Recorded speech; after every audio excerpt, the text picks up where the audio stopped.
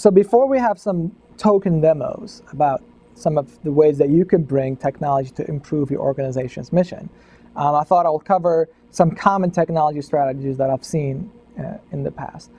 One of them that, for example, the city of New York has used as their technology strategy is that they wanted to improve the engagement of their residents, of their citizens, using technology, but especially using social media.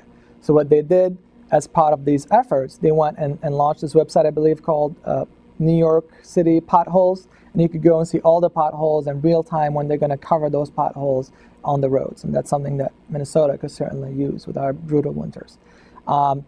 Another common one is, for example, automating email forwarding. So say you have an email account, but you get all sorts of inquiries. You might get media inquiries, you might get troubleshooting inquiries from your team, you might get all these different types of emails. Instead of having one person go through the emails and figure out where it is, you could design automatic email forwarding based on keywords. So if there's anything that has to do with technology, it's automatically forwarded to the technology person.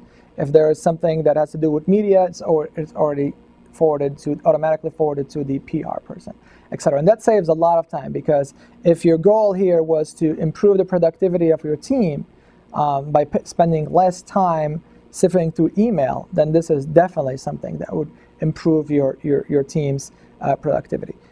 Third and final one that I think is interesting sometimes is that you go into some organizations that are old, maybe 15, 20 years in the making, and they have these very outdated phone systems.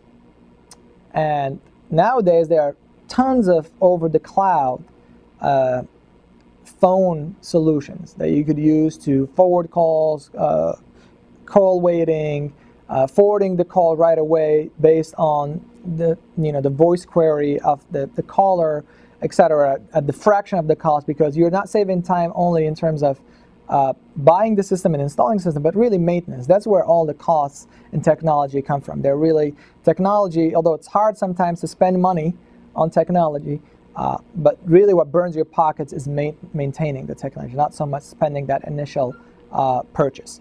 And I think one thing that is very important for organizations, I think my motto is that you should always invest in two things: technology and people. And sometimes you could use technology to invest in people. So it's always good in that way. And one warning about technology, again, when I was discussing the strategic plan, that strategic technology plan, is that people go and commit to a technology too soon. They'll spend thousands of dollars without having what we call a minimal viable product, MVP.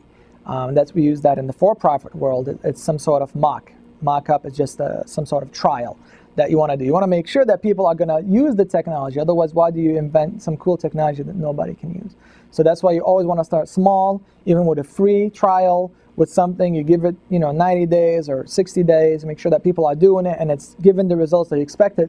Then you invest your money in technology. A lot of people blame their inefficiencies on the tools when it's really the people. You could have the most sophisticated software, but the software is not going to run itself. You will have to use it yourself. So I think these are three common technology strategies that I've seen people employ in their own organizations, and one warning about thinking that technology is going to solve your solutions without putting in the work ethic behind it.